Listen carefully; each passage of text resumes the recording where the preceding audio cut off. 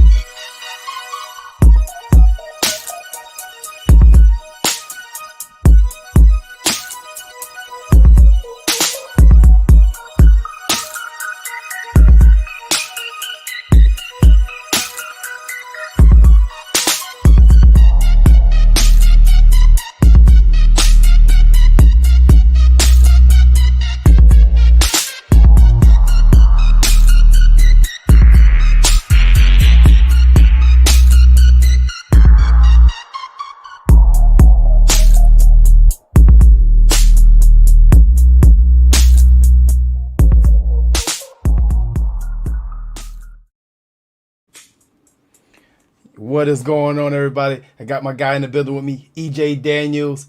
The Bills made they made a little interesting move this week, restructuring Stefon Diggs, and it sent the Twitter world on fire, we say, creating $7 million in space, and now everybody's saying, like, hey, what are the Bills doing?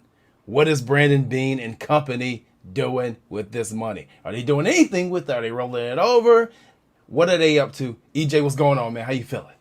What's going on, man? Thank you for providing me the opportunity to speak to Bills Mafia again. I feel like I haven't done it in a while after the whole audio blunder with the cornerback show, man. I've been salivating to get back on the mic, so I appreciate it, man. You got to stop saying thank you for giving the opportunity. You are a part of Cold Front Report. It is an opportunity. You're on the platform for saying that. Yeah, man. But when you give the Bills Mafia some knowledge or some game where you get the opportunity to talk to them, honestly, Bills Mafia might be the best fan base in the NFL, and it's a privilege to talk to them. I'm just saying there's other ones in competition, but in terms of actual passion for the team, there's no question that the Bills Mafia is probably unrivaled at this moment in time. So I take it very seriously. Best, most charitable, rival, second to none. Most charitable, definitely. Raider fans are up there, but the Bills are definitely most charitable. But no, man, we got some things we got to talk about with the Zach Ertz. It's a hot topic, so this is another hot topic show. We did one a couple weeks ago with Julio Jones, and we wanted to break down Zach Ertz today, talk about what compensation we think is fair, what he can bring to the team, the pros and cons, and will he make Josh Allen MVP? Because I got a feeling that addition like this, at a time like this, may help. So we're going to break it down. What do you think about that, Zach Ertz? What do you think about what you heard this week? And what do you think what compensation may be? So the restructuring of Stefon Diggs' deal leads you to believe that somebody is on the Bills' radar. Zach Ertz was a hot topic before they restructured his contract. Zach Ertz has been a hot topic pretty much the whole offseason. And so that was the first name that probably came to my mind. As far as him actually being on the team, I think he would definitely be an addition to the team. If you look, he's going to be 31 when the season gets kicking and gets rolling around. He's coming off injury, has an extensive injury history. That's the only thing that kind of, worries me about him. But if you were to tell me that Zach Ertz was healthy and Zach Ertz would be in a position to contribute, I'd say I'd be all for this move. If he can just, give the Bills, some easy first downs, give Josh Allen some easy completion. So my personal belief is that I would love to see Josh to run less. And I think if you have a target like Zach Ertz, he can provide that for you. He's a chain mover. He can work really well through zones. And the Bills run a lot of crossing routes, and he works really well on crossing routes too. So if Zach Ertz is healthy and motivated, the Bills should definitely pull the trigger on this move. Definitely, if it's for $8 million, I do it. And that is the fee, the cost of them. It's going to be about $8 million added to the team. And that's why I think Bills fans and Twitter ran rampant and said, hey, is this a move for Zach Ertz? Because, like you alluded to, this has been chatter that we've had for months now before the draft. At this point, I guess we have to ask the question, is Brandon Beane and Sean McDermott okay with going to the season with $3 million? Now, I personally think that there's a lot of money on that defensive line that's tied up that at the end, they're going to get rid of somebody to free up more cap space. Because like I said before in other shows, they like to roll over $5 to $7 million a year. And now that we have the estimated cap space of 2022, it gives them a much clearer picture of which route they want to go and what they want to do. But then we also have to talk about the effect on Dawson Knox, the confidence level in Dawson Knox, and we still have Jacob Hollister, who actually by the numbers last year was pretty solid as not only a pass catcher but a blocker. So I want to talk to you about the scheme fit first, and then the confidence level in Dawson Knox. Dawson had a very interesting point this week about, in his first pressure of the year, we'll say, about coming in here and playing and competing. And of course, you knew the question came up with Zach Ertz. And this is what he had to say as we'll play this clip from the Bills. Well, we think starting tight end Dawson Knox. That's my number one focus. I don't want to be dropping touchdowns, and I know no one wants to see that. So I actually did a bunch of stuff in California with this. I don't even know exactly what you would call him, but he's like a hand-eye trainer. He works with tons of guys across the NFL, NHL, MLB. And it's crazy the different types of tools he has, whether it's catching stuff from a machine shooting ping pong balls at you or looking at a screen and touching stuff and doing eye movement assessments. It was really cool to learn some of the stuff that he had. And I was with him every day for about 6 weeks or so. And he actually shipped me a bunch of stuff. I've got this, it's called Robo Pong machine, where it shoots out ping balls with different curves at you and you just work on catching them. So that's definitely been a big emphasis for me. So I feel like he was able to really help with that. This guy's been in the lab working. He's been in the lab working. We know he came to the NFL with limited experience. I believe he went into Ole Miss as a quarterback. He converted to tight end, and we know the rest of the story. He didn't get many balls because he had DK Metcalf on one side and AJ Brown on the other. So it wasn't many balls coming to Knox. And Elijah Moore in the slot, bro. Golly. So what is your confidence level in Dawson Knox going into this season? And let's go over the numbers a little bit. I have been notorious for banging on Dawson Knox about like how bad he is and all these egregious drops. And what kind of fed into my take on that was because McDermott was the one, and Beane for that matter, was the one who kept saying, hey, we need more, production out of the tight end spot. So I'm like, well, if your coach and your GM is saying, hey, we need more, production out of the tight end spot, I mean, I can only hold you to the same standard that your coach is, the person that sees you every day. But, as I was looking through his numbers and I was looking through some drop numbers and just looking at the totality of his season, he actually got better towards the end of the season. So he started the first 9 weeks of the year with a 60.5 PFF grade, and then he ended the year with a 62.1. The last 10 weeks of the season, a 62.1 PFF grade. And you guys may say, hey, well, that's only a small increase, but for him, I would take it. Any increase is good for him. Any type of incremental change for him would be good. And as I said before to you, Jeremy, at the end of the year, I felt like he played a lot better. You see that David was calling a lot more things on the read option things, and he was getting a lot more targets, in the short to intermediate parts of the field. So I think he did enough towards the end of the season for someone to be like, hey, we got some confidence in this guy. He deserves a shot. So let's see what else he can give us. This is going to be his third year, if I'm not mistaken. Third year. And this is going to be the time for him to, show what he can do. He went from 9 catchable drops to 4 this year.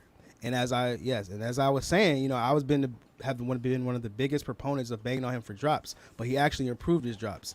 And then another thing with the drops, people will talk about the on-target drops. I had to be kind of schooled on the drops, by a PFF analyst and saying, sometimes drops have to do with how your quarterback goes. Like, Jerry Jeudy led the league in drops with 12, or second in the league in drops with 12. And then George Kittle led all tight ends in drops with 8. So, drops is kind of a thing where you're going to have to take the good with the bad, especially when you're getting as many, targets as a guy like Kittle is getting. But when a guy like Dawson Knox is getting, a smaller target share, those on-target drops hurt a lot more. And then when your coach comes out and says, hey, we need more production from the tight end spot, that kind of hurts a little bit too. So I think we should, like you said, Jeremy, we should be patient, work with him. He has a lot of upside, and I think that if we just be patient, the coaching staff be patient, I think they might have a very serviceable tight end on their hands. I guess I look at it this way, and this is something that I've been thinking about in my own head for quite a while. How many targets, even if Dawson Knox didn't have the drop issues, and I think these drops issues are more attributed to concentration issues than it is like Butterfingers, if you want to call it that. Because the drops, he catches the tough balls. He drops the easy ones. Yep. So it may be running before the catch or something to that sort. I asked the question, how many targets is the tight end position going to get regardless inside this Buffalo offense? And I think it's a realistic question to ask.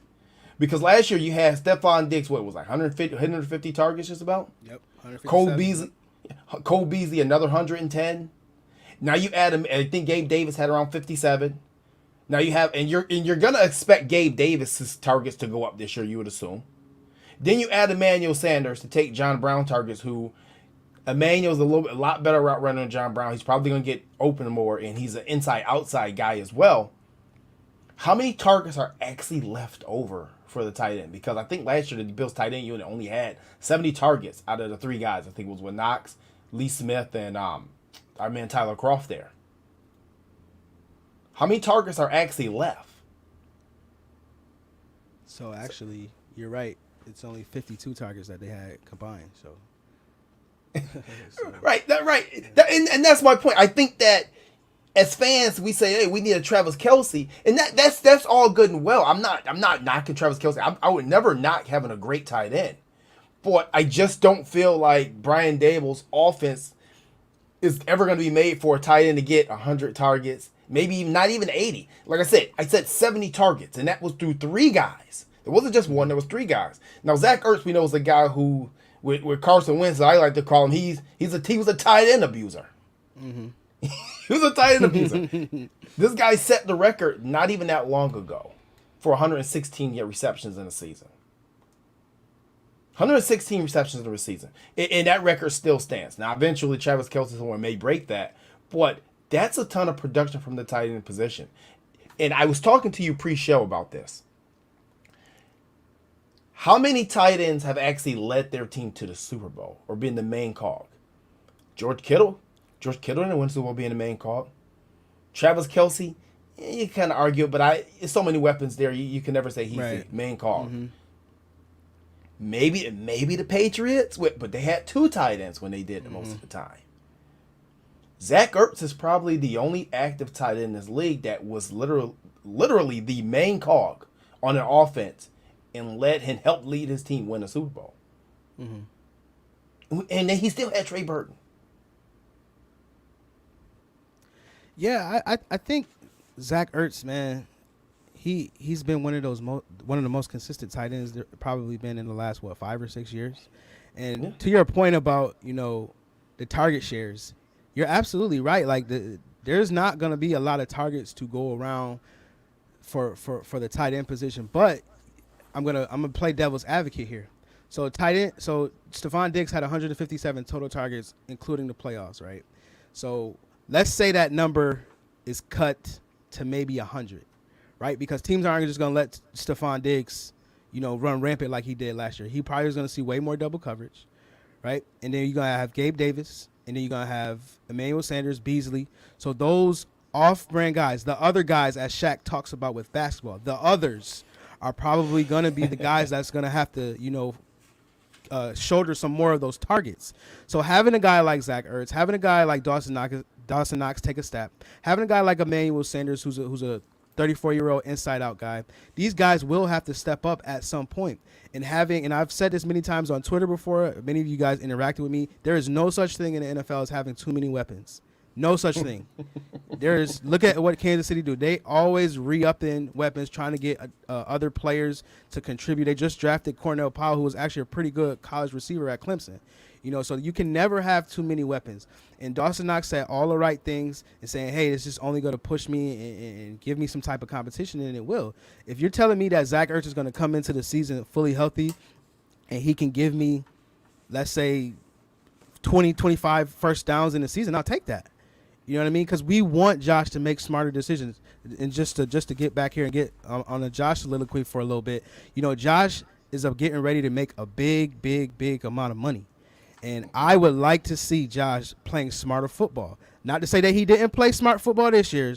I'm just saying there are times where he has the maverick type of Brett Favre mentality where he wants to, run through five guys. And when you make it $200 million and you're as important to your team as Josh Allen, bringing it back to the Zach Ertz, a guy like Zach Ertz who can work the middle of the field, who can work those short to intermediate routes, I will hope would discourage Josh from wanting to take those type of risks with his body. So Bills Mafia won't be left with Mitchell Trubisky to have to rely on to win 10 games.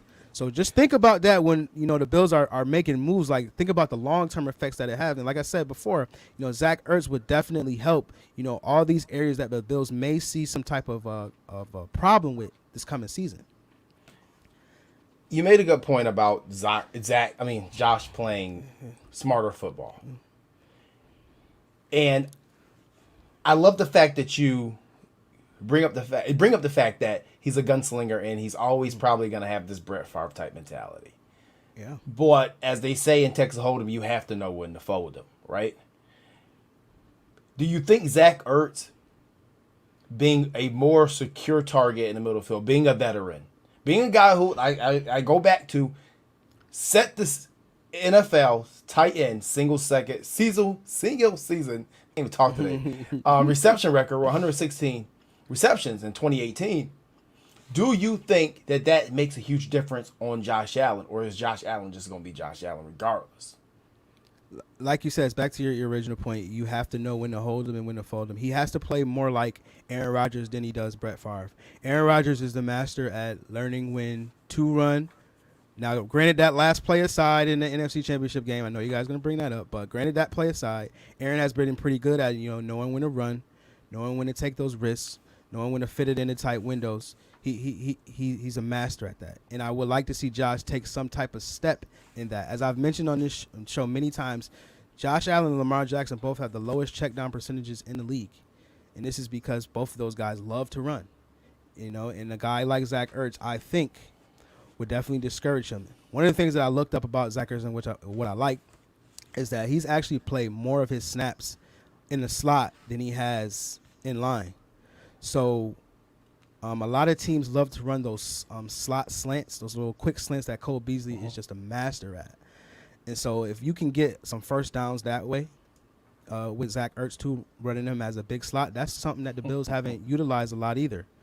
A big slot. So, I mean, if you could show Josh, like, hey, if you just, make these reads and we can get a different personnel packages on the field, to get you some of these short gains and where you don't have to pick up these short gains with your legs all the time, I think that will also go into discouraging Josh to run. I'm not saying I don't want Josh to run. All I'm saying is that when you're going to be making upwards of $200 million, probably 30 plus a year, you can't afford to do stuff like that on a consistent basis. You can't afford to stiff arm 5 linemen, headbutt linebackers and stuff. You can't afford to do that because you're too important to your team. And look at Brady. Look at what Brady does. Brady checks down. Brady will check it down in a second. And that's why he's been able to, last so long. Josh Allen just shows me signs of pause because of his gunslinger mentality, but that's what we love about Josh Allen. We love his gunslinger mentality, but we also have to learn how to be smart too also. Speaking about Josh Allen, and this is Bleacher Report recently released their season stat predictions for a lot of players, and Josh Allen was one of them. Now, this is obviously pre-Zach Ertz if the Bills make a move, but they're already predicting that Josh is going to throw for 68% completion percentage, which is pretty high. For a guy who came out to college, they said would never be able to hit the broadside of a barn, mind you. I just want to throw that in there.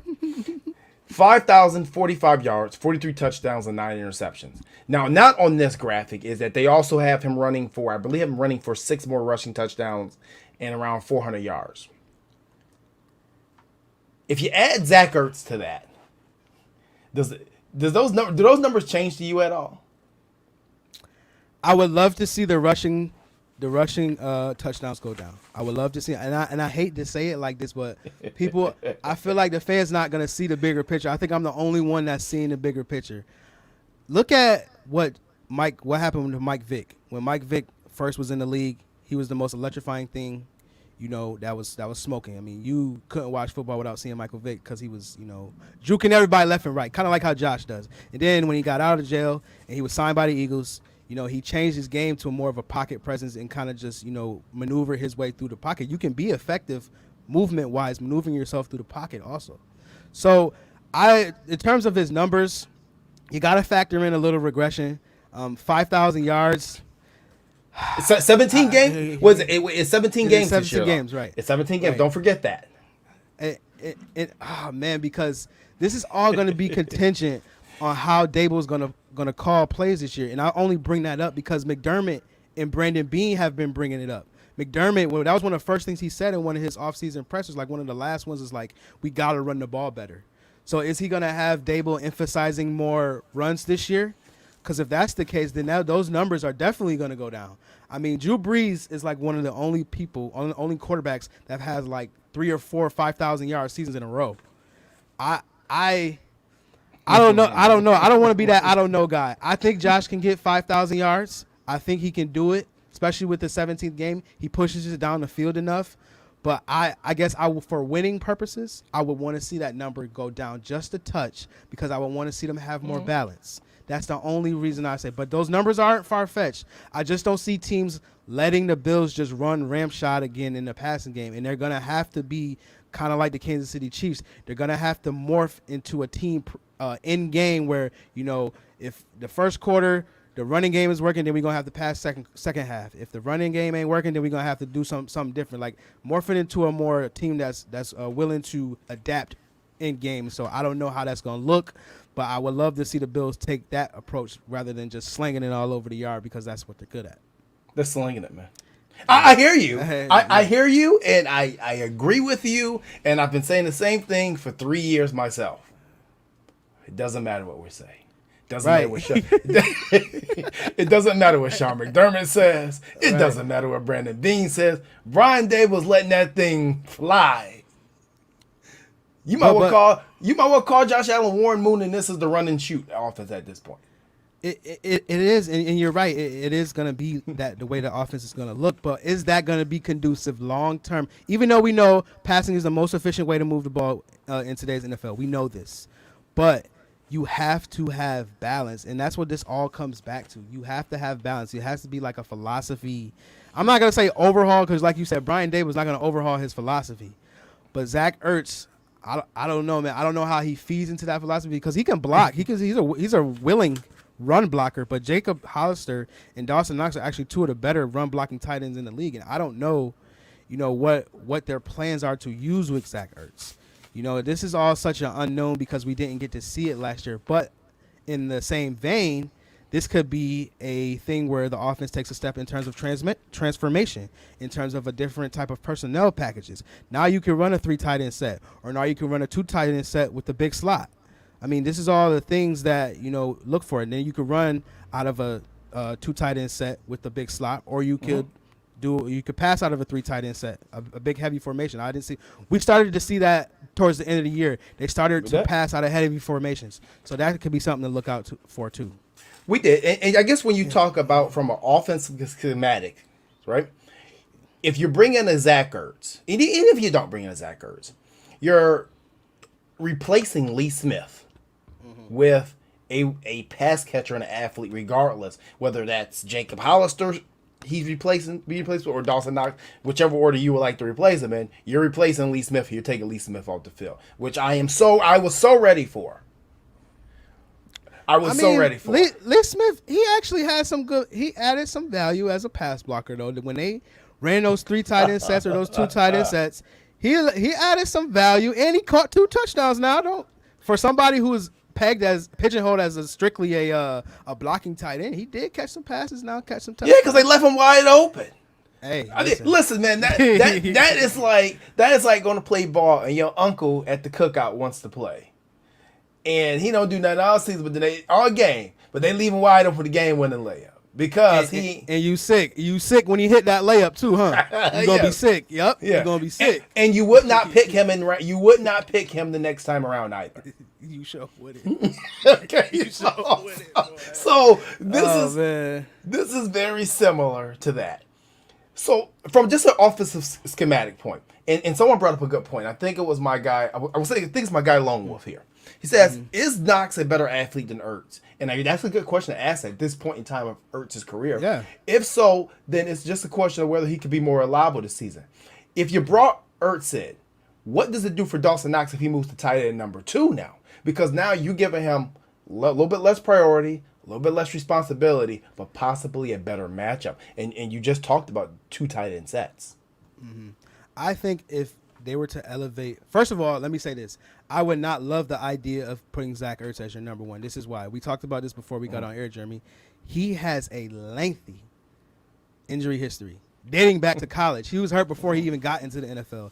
But when he was in college, he had a sprained knee. But this is his injury history since he's been in the league. So this is from his rookie year to now. He has a groin tear, 2 concussions, separated ribs, hamstring, lacerated kidney, rib fracture, and then he hurt his ankle last year. So if you're relying on that to be your tight end 1, who I mentioned at the beginning of the show will turn 31 at the beginning when the season rolls around, I'm not very confident that I would not want to rely on Zach Ertz to get maybe 50 targets or maybe 50 to 70 targets, a year. I would rather put that in Dawson Knox, especially since Dawson is showing that, hey, I am putting in the time, I'm putting in the work to be better at catching. I realize that my on-target drops are an issue. My coach has said it. My GM has said it. So now I'm working. I am not a fan of bringing in older guys to take opportunities away from young guys. I have said that many times because that's the issue I have with Jason Witten, taking opportunities away from younger guys. I love Zach Ertz. He would definitely add a element to this offense of reliability. And that's the biggest thing. Can I rely on you to catch tough catches? He has quite a few contested catches, actually, Zach Ertz does, on his resume for his career. Obviously, with the injuries, they have gone down in the past couple years, but he can make plays as a contested catch guy. So if you can give me some touchdowns, some easy touchdowns in the red zone, some easy first down, I think that's a valuable thing to have. I wouldn't pay top dollar for it, but I think it's valuable to have, and I would definitely keep Dawson Knox as the number 1 tight end because he can block in the passing game and in the running game, and he's showing signs of getting better. Do you think $8 million, and that's what you're going to pay for Zach Ertz if you make this trade, do you think allocating $8 million to Zach Ertz is too much money? Because in reality, when you talk about money allocation, we really don't have anything allocated to the tight end position of anything substantial. Mm-hmm. $8 million. I'm a cheap guy, man. Everybody always quotes me on saying that I look for cheap talent, and I do. And I don't think an $8 million cap hit for a 31-year-old injury-prone tight end, I don't think that's a smart decision. If we can get that number to 4 or even 3, I would love that even more. But as I just looked, Zach Ertz currently is making like the 5th or 6th highest salary per year for a tight end right now. So I don't know if he's willing to take a pay cut like that, but you got to ask yourself, would he take that cut to be on a winning team? I would most certainly make that a stipulation if I'm Brandon Beane, like, yo, listen, if you come in here, you're going to have to take a pay cut. Because, like I said, $8 million, he almost going to be making as much as Mario Addison and Jerry Hughes. And we know how much you hate those two, so I don't know. I've never said I hated either one of those guys. I never said that. I just said specifically Jerry Hughes. We put too much galore on his name. That's all I've ever said. I don't hate anybody in the Bills organization. Okay, hate is such a strong word. Excuse me. It's very strong. We know your disdain for Jerry Hughes and his contract. So think of if Zach Ertz is making $8 million and he's hurt, or he's on the sideline. How would you feel about that? Same way I felt about Star Latulippe. I mean, you asked the question, man. The same way I felt about Star Latulippe making his 10 not playing. The same way I'll probably feel about Matt Milano if he goes down again with his 9. Mm-hmm. I mean, hell, I can't do nothing about it. So, but you can gripe about it though. But like I'm saying, since the history is there, since we're going off of history, signing him for $8 million would not be a smart move. Because then you're telling me, and technically trade. Well, not to cut you off. Not to cut you off. No, you good. So, would you rather trade a 5th round, and we'll get into what we think is proper compensation, because I want to see what your compensation is for Zach Ertz at this point. Do you think that the Bills, if they really want him, they should trade for him, or wait and see if this situation just completely dissolves in Philly and they ultimately end up cutting him? Because that's what's going to happen if they don't get a deal done. Me personally, as a guy who wants cheap talent, I will wait to see if they cut him, because it's not like teams are. Well, I don't know this for a fact, but it's not like teams are clamoring to get Zach Ertz on their team. It's not like, teams are out to trade for him or sign him. I do not want to give up compensation to get him. Major compensation. In terms of, for me, I feel like a 5th round pick. I'd rather take a flyer on a 5th round tight end that's stupid athletic like Dawson Knox rather than trade that for Zach Ertz. That's my opinion, just because that draft pick can probably bring me back more value than a 31-year-old tight end. The disrespect. Listen, you gotta be smart. You can't factor in the fact that you like these players and what they did in the past. What have they done for you lately? Again, okay. I'm a Zach Ertz fan. I like Zach Ertz. I used to pick him every year in fantasy because I knew I was going to get at least 10 catches a game from him. But we cannot ignore the fact that the last 3 seasons he's been hurt, and he's turning 31. I'm not giving up a fifth round pick. 6th round, 7th round. Okay. Then all right. Okay. But let's go over the old part, because I think that the old part and he's washed up part, I think that's severely overblown. I don't know. I did not use the word washed up. I did not use the word washed up. You pretty much called him washed. No. Yes, you did. You and other fans have pretty much called this man washed up. It's a whole bunch of comments in this chat that says old, slow, hell, I'm surprised somebody used the word tired. Well, he's never been fast. He can get some yak now. He can get some yak, but he's never been a fast guy. But the old comments come in because it was like LeBron. I was watching LeBron's the shop interview yesterday, the one we had with Jay-Z, and he was explaining his comment about, waking up, and as soon as you enter the NFL or the NBA, at like 21 or 22, he said you're 99.9% healthy. And he said from there it goes downhill every year. He said it don't matter how old you are. You're always hurt. You always feel hurt. And I just listed you all the injuries he sustained. He sustained an injury every single year he's been in the league. So therefore, with that culminating, yes, he is old. He has a lengthy injury history, and he's plus 30. Gonna be plus 30 when the season starts. So, yes, and by those standards and by athletic standards, yes, he is old. And you have to kind of take yourself back and be like, hey, I got a young Jacob Hollister. I got a young Dawson Knox. Is this a move that will put me closer to beating the Chiefs? That's a question for you. Will this move bring them closer to beating the Chiefs? I think so. I think it will. And to me, okay, so now I have to reach into the bag. I got to reach into the bag, because I think that I think calling this man old, and I think it's over the top. Okay, I think that Zach Ertz was obviously we're seeing now, a very, very dysfunctional Eagles organization last year. All right, the quarterback looked awful. You had the quarterback arguing with the head coach. You had the head coach arguing with the GM, and it doesn't even seem like the problem's even getting better there in Philly. Because if you look at the draft interview, Tom Donahoe, which is the former Bills GM, was super pissed off at Howie Roseman for taking, what was it, the D tackle or something he took? Milton Williams for La Tech. So you have a lot of factors there, but we talk about what have you done for me lately. We knew that they were relegating Zach Ertz to number 2 tight end because they wanted Dallas Goedert to take that step up last year. In 2019, he played 15 games. In 2018, he played 16 games. Just in 2018, he just set the record for tight ends receptions in a year for 116.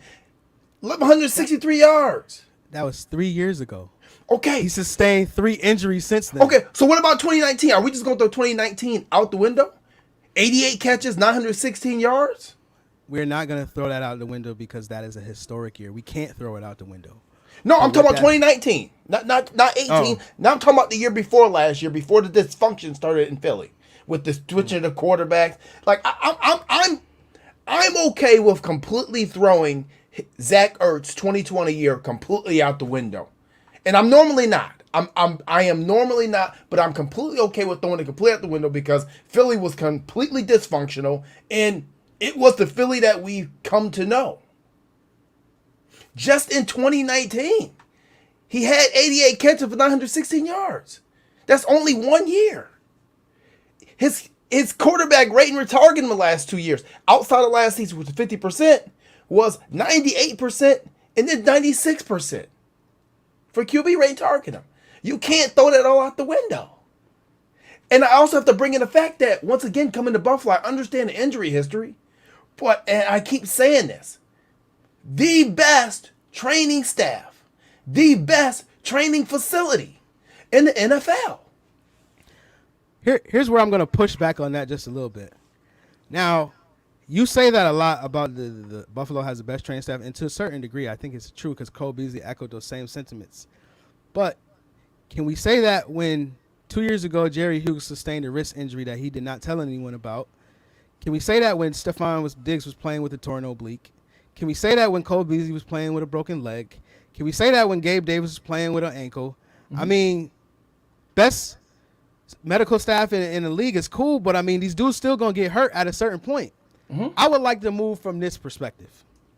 Zach Ertz wouldn't have to be relied on to play a bunch of snaps where he could open himself up to more injury. Again, I love Zach Ertz. I'm going to keep saying it. I love him, and if the Bills are going to trade for him, I would not be poo-pooing the move at all.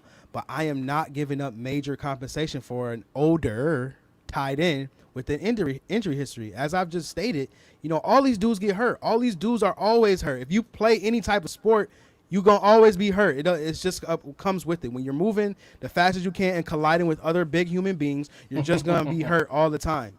So with that in mind, I would rather get a younger body there. I would rather rely on a younger body. Zach Ertz has been a productive tight end. But honestly, you can be a productive tight end if you get pumped 120 targets a year. Let's just be honest. You can get, if your offense is geared to pump you 120 targets, you can put up great numbers. You know what I mean? Look at Stefon Diggs. He got pumped 157 targets, and people are saying now he's the best wide receiver in the league, when the years prior to that, he had 3,000-yard seasons. So your numbers can look inflated based on the amount of targets you're pumped. But at 31, I am not trying to rely on that. I would rather take a shot at Dawson Knox and see where his development lies, because there's a wider range of outcomes there is with Dawson Knox than there is with Zach Ertz. Okay, so if Zach Ertz came to Buffalo, and shout out to my man James Mallory on the check-in. Yeah, I knew Mallory's gonna be somewhere lurking. I knew he coming for you. I was just thinking. I was like, where is Mallory, bro? I was like, I know Mallory's gonna be here somewhere. He always ready, bro. He always ready. I love and he makes a good point though. He says the best medical staff doesn't stop players from they stop players from getting injuries. That means they are great with rehab and maintenance, which is a great point because, like you just stated, Cole Beasley played with a broken leg. Stefon Diggs was able to play with the torn oblique, and Gabe Davis was able to play with the messed up ankle. So the rehab process is sped up with Buffalo. We can definitely say that. We saw Josh Allen go down that Raider game, and I thought he was going to be out for a couple of weeks, and the dude was fine. So if Zach Ertz came to Buffalo, and this is hypothetical, what compensation did you give up to get him, and what numbers are you as targets, yards, maybe even TDs are you predicting for? All right, compensation. Yeah, I am giving up maybe a 6th or 7th rounder. Conditional or unconditional? Unconditional, definitely unconditional. Okay, I'm giving up a 6th or 7th rounder. 5th rounder and up obviously is out of the question. Again, 31 years old. We have to look at this long term. If he was still productive and he wasn't as injury prone as he was, then I would maybe meet you halfway, but I can't meet you halfway because I have to think about the team. Secondly, $8 million too rich for my blood. If we can talk 5 or 4, okay. Restructure that thing. We prorate something. Okay. In terms of targets and yards, I'd see about maybe 50 targets. I would be expecting at least 6 or 7 touchdowns due to the fact he is very sure-handed. I expect 6 or 7 touchdowns, and I think that's a lot. Playing in a tight end 2 or tight end 3 role, I think that's a lot. And I think he can do some damage there. And I think that's where he can carve out his niche and be an effective contributor on his team. And he would have to wrap his mind around being an effective contributor. Not 116 targets and 109 catches, Zach Ertz. Contributor Zach Ertz, who's going to make key blocks, that's going to catch first downs, that's going to catch open touchdowns. That is the role I can see Zach Ertz being most effective for this Bills team. Okay. So for me, in terms of compensation, I agree that he's at this point, because the Eagles have no leverage, and obviously they've been trying to trade this dude for like 4 months now, and you have not been able to get a deal done. Meaning you have no leverage, and teams like, nah, bro, we not hearing what you talking about. This is what we offer, and take it or leave it. This is a stalemate, and ultimately they're going to end up cutting them if they can't get what they want, which is, in my mind, is idiotic. You might well get something. So if I'm Buffalo, I don't think a 5th-round pick is major compensation. I'll give them an unconditional 5th-round pick. And the reason being, there's not many Matt Milanos walking around in the 5th round. Okay? And I know that's what Bills fans are going to lose to. What about Matt Milano? What about Sarandon was a 5th-round pick too, correct? Somewhere around there, yeah. Somewhere around there. There are certain players but I'm doing it to get the deal done now. Because the problem that you have is, if he gets cut, and this goes to a question that we have on our screen here. If Jason Taylor asks, if he gets cut by the Eagles, what are the odds you give him for signing with Buffalo? This now becomes a 5 to 6 to 7 to 8 team race to get Zach Ertz. And I'm going to give the upper hand to the NFC East. Why? Because we see players make this mistake time and time again. They want to get that get back. Mm-hmm. They want to get that get back at the team. I want to face you twice a year. It normally doesn't work out for them too well. They usually split a game. Neither team makes the playoffs, some crap like that. The reason I'm doing this is because if you think you're that close, and I do think that Buffalo is we're that close to the Chiefs. Like I think you said a couple weeks ago, we're far away, but we're not as far away as some people think we are. I think Zach Ertz, he brings a champion. Once again, we bring up the word championship pedigree. He brings a championship pedigree to Buffalo. He brings a high caliber work ethic to Buffalo. He brings a very good attitude to Buffalo. But I think you give the 5th-round pick, and that's all you get. It's not conditional, whether he has 1,000 yards and you move up to the 2nd or 3rd. No. You get a 5th. This is what we're giving you. We're going to get the deal done. He's here. As far as his predictions for his stats, if he's here in Buffalo, I think you're looking at 60 to 65 targets. That's half of what he's got in his entire career. I think you're looking at maybe 45 receptions. I'm thinking maybe about 500 yards, maybe 4 or 5 touchdowns. Because when people say we need a reliable red zone target, I think that's incorrect. Dawson Knox has been a reliable red zone target through his career. That is completely false when he said he's dropped some easy balls in the middle of the field, like 3rd and 5s and 2nd and 8s and stuff like that. But he's always been a reliable red zone target. So that's completely false. But I would do the 5th, and if you want to bring the contract down, fine. Do what you did with Stefon Diggs. Restructure the deal, turn half that deal into the roster bonus, and you create $4 million of space. If not, it doesn't matter. End of the year, you're gonna get the deal anyway. If it blows up in your face, it's not gonna hurt you none. But I think a 5th-round pick, I don't think that's that bad for a team that's in the Super Bowl window. Here's my pushback on that, right? So the Bills, the reason I'm not giving the 5th-round pick because I'm the Bills is because the Bills have been one of the better teams at drafting late.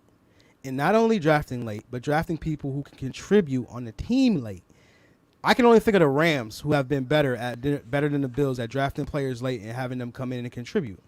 So with that in mind, a 5th-round pick may be more valuable to the Bills than it would be a team like the Vikings or any other team you throw out there, because teams have shown that they don't make the correct decisions when it comes to drafting. But the Bills, again, have been one of the better teams at drafting. That's number one. So that's why I wouldn't give up the 5th-round pick, because the Bills are very adept at drafting.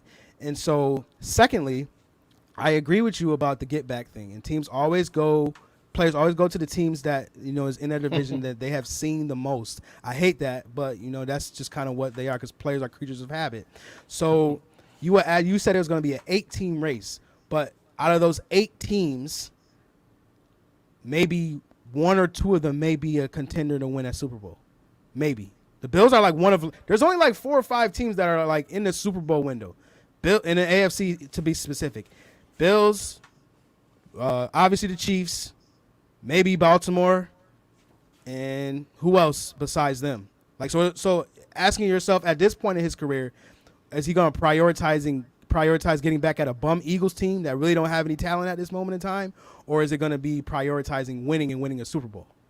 So those are the things, and Ertz seems like a guy that wants to win. Right. So go ahead. I'm sorry, go ahead. And I'm give you a little nugget here, a little rumor, because Jason Demon asked if this is going to happen, wouldn't have happened already. No, absolutely not. This is the proper time for this to happen, because people know that the Eagles were trying to tax them, and they weren't going to be taxed. Teams weren't going to be taxed. They weren't going to be fooled. Like too much of EJ points. Yes, he is 31.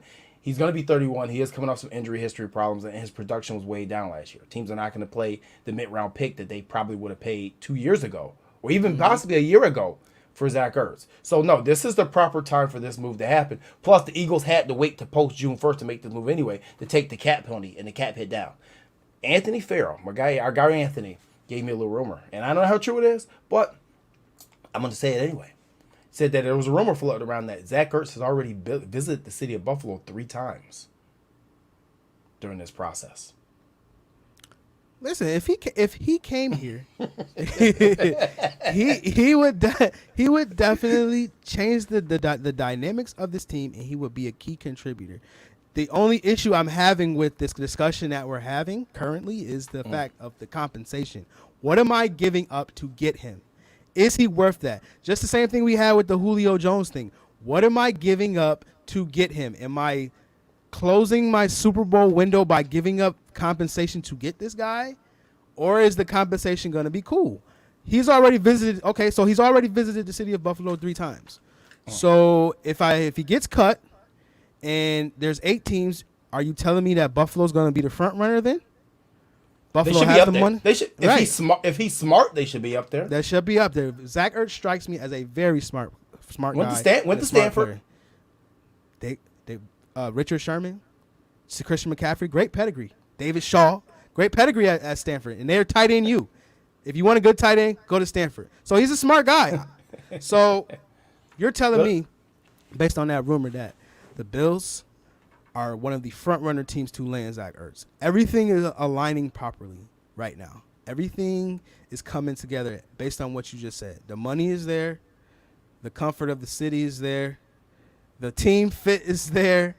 Everything is there. So Buffalo, honestly, should wait like they've been doing. Buffalo always going to wait. They always going to wait. They're one of the most conservative franchises in the NFL. They're not the gung-ho guys. Stefon Diggs' move was aside. They're not really the gung-ho type.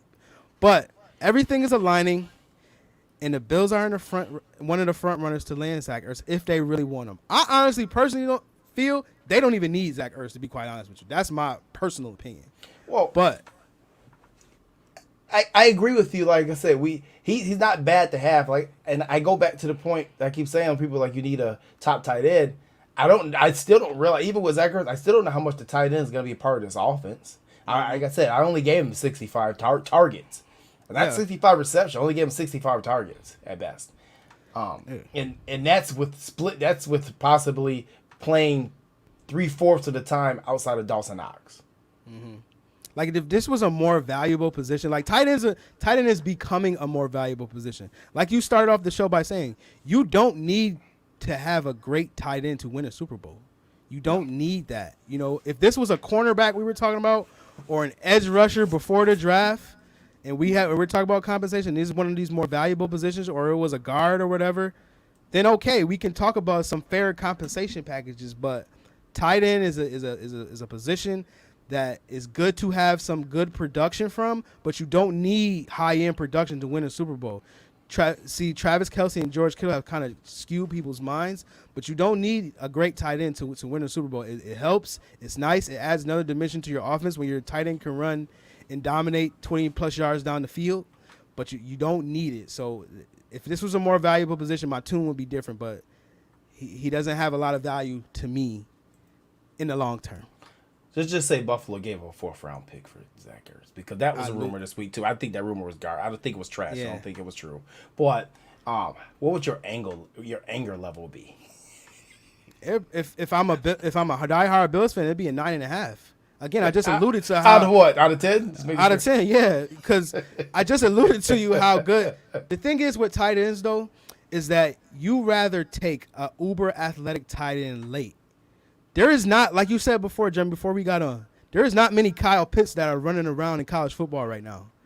There are not that many. And when one of those guys becomes available, then that's when you take him first round. But you can take a tight end in the 4th round. As I mentioned before, you can take a tight end in the 4th round that can give you similar or more production than Zach Ertz can. I know you guys probably saying, oh, he's putting a lot of emphasis on unknown draft picks, but you got to put an emphasis on your long-term future also. So why am I investing major capital into a 31-year-old with an injury history? Like, that's the way I have to look at it. Yes, he set the tight end record, but you have to look at the tight end position as a whole, and how can I cut costs, and how can I get cheap, good talent out of there? Dable is one of the best guys at scheming people open. I've seen McVay do it. I've seen Shanahan do it, and Dable's really good at it too. So if Dable had a piece, let's say if they drafted Brevin Jordan like we were prognosticating, I think they could get the same production out of Brevin Jordan as they could out of a Zach Ertz. No, 5th-round pick. You may be right. But all I know is the Chiefs made some moves, and we brought this up when we had the Julio Hot Topic show, Julio Jones Hot Topic show. The Chiefs have made moves. Buffalo did make some moves to get a little bit better. I think that this move right here, if you can get him for a 5th-round pick, and possibly rework his contract a little bit, I think it's a no-brainer at that point. I don't think it hurts you any. Even if he's on the sideline, he gets hurt, you're just going back to what you did in 2020. Mm-hmm. But if he's somewhat the Zach Ertz that we've come to know, then you just got another weapon. As you said earlier in the show, you can never have too many weapons. So any final thoughts, man, before we get up off this thing? Yeah, you can never have too many weapons. Stefon Diggs is going to be a great wide receiver for years to come, but he needs help. He's going to need help because teams are going to start doubling him. And I want people to think about that when they say, hey, let's bring in a Julio Jones, or hey, let's bring in a Zach Ertz. Think about how differently teams are going to play him. He's going to be on the top of teams, scouting report this year. Before it was like, oh, Stefon Diggs from Minnesota, he's good, but is he great? And so now they sound like he was great now. So now that he commanded those double teams, now the safety got to stand on his hash now. So now they got to double him. So now it's going to cause the other guys to have to step up and be better. So having a guy like Zach Ertz will help. Having a guy like Emmanuel Sanders will help. And then Gabe Davis taking another step, Cole Beasley. All these guys are going to have to step up because they are not going to let Stefon Diggs just go run ramp shot this year. So moves like getting Zach Ertz or Julio Jones will only benefit a team like the Bills whose Super Bowl window is open. Anthony Farrell leaves a good point. Forget to mention or didn't hear it, but this will be good for a running game too. And this is not seriously Zach Ertz running the football. It's moving the linebackers and moving the safeties and shifting things box around. Count. Box count. You got it. Box count. So, hey, man, I think this was a good episode. Hopefully you guys tuned in. If you guys did tune in today, please make sure that you guys are getting over there to www.discover716.com to check our friends over there at Discover16. They're putting a lot of college students and interns in programs to get their job hunt started, get their feet wet. It things for marketing, branding, broadcasting, you name it. Damien and the guys over there are getting everything set for these young kids. So make sure you're donating to them and give them a shot. And stay tuned. We got some big things coming up with Buffalo 716 Day. We're looking to raise a lot of money for 716. I'm not going to give you the details yet, but those are going to be coming out later. We're going to get real charitable. We're going to see how charitable Bills Mafia can be. Final thoughts on Zach Ertz. If it's for a 5th round pick or lower, I think if it's for a 5th round pick, you think about it. I say you do it. If it's anything less than a 5th round pick, unconditional, I say go for it. If it's a 6th round or 7th round, that's conditional pick that say, hey, this guy has 800 yards receiving, he goes to a 4th. Well, if he had 800 yards receiving, that means it worked in your favor. Go ahead and give it up, move on. But I think it's a no-brainer. I think he's a culture fit, a schematic fit, and I think it gets us that much closer to the Chiefs. I don't think he's washed up. I don't think he's old. I don't think he's done. I just think he was in a really bad situation in Philly last year, mentally and physically, and probably emotionally as well. I think Buffalo can fix that for him. So, if we can get it done, get it done. If not, I'm still cool with what we got. I got faith in my man Dawson Knox. I think we're a little too hard on the kid. But hey, we'll see how he rebounds. He said he been in the lab. We gonna see. We gonna see. But hey, guys, I'm host JT. Got my co-host in the building, EJ Daniels. We'll catch you next time on another hot topic. Yes, sir. Zach Ertz.